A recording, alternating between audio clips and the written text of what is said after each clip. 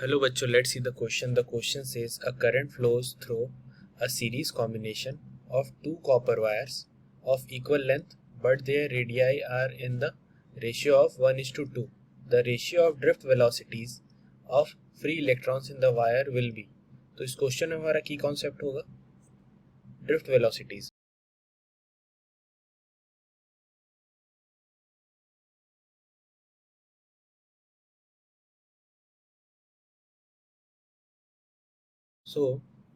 जब एक करंट दो कॉपर वायर के सीरीज कॉम्बिनेशन में फ्लो करता है तो उनकी लेंथ बराबर होती है, लेकिन उनके रेडियाई का जो रेशियो है वो 1:2 होता है. तो ड्रिफ्ट वेलोसिटी इलेक्ट्रॉन्स की करंट और क्रॉस सेक्शनल एरिया पर डिपेंड करता है. तो जो ड्रिफ्ट वेलोसिटी होता है तो उसको हम कुछ ऐसे लिखते हैं, V D is equals to I upon N A.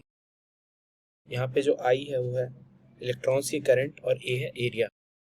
यहाँ एन इलेक्ट्रॉन्स की नंबर डेंसिटी है और ये ई जो है वो इलेक्ट्रॉन का चार्ज है, जो दोनों वायर्स में सेम होता है क्योंकि जो मटेरियल सेम है. ये दोनों सेम है क्योंकि मटेरियल सेम है, कॉपर है. ठीक है, तो कॉपर है तो सेम है. सीरीज में जो करंट आई है वो भी सेम रहेगा क्योंकि वो सेम मटेरियल का है. जो वायर का जो क्रॉस सेक्शनल एरिया जो ए है और जो वो जो है वो रेडियस आर के स्क्वायर के प्रोपोर्शनल होगा. तो हम लिखेंगे A is equals to pi R square.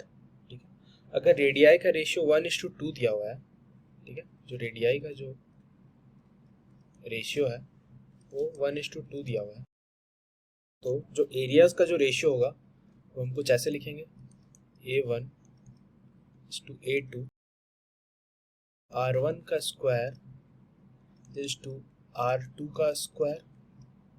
ठीक है, इसे हम कुछ ऐसे लिखेंगे, स्क्वायर इज इक्वल्स टू 1:4. ठीक है, जो ड्रिफ्ट वेलोसिटी एरिया के इनवर्सली प्रोपोर्शनल होती है. ठीक है, तो जो ड्रिफ्ट वेलोसिटी का जो रेशियो है वो ड्रिफ्ट वेलोसिटी का जो रेशियो होगा वो होगा V_d1 is to V_d2.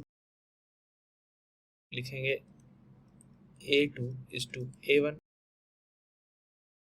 Inversely proportional होगा एरिया का, तो वो होगा 4:1 जैसे कि यहाँ पे आया था. इसलिए जो ड्रिफ्ट वेलोसिटीज होगा वो होगा option B is the correct answer. Hope you understood it well. All the best.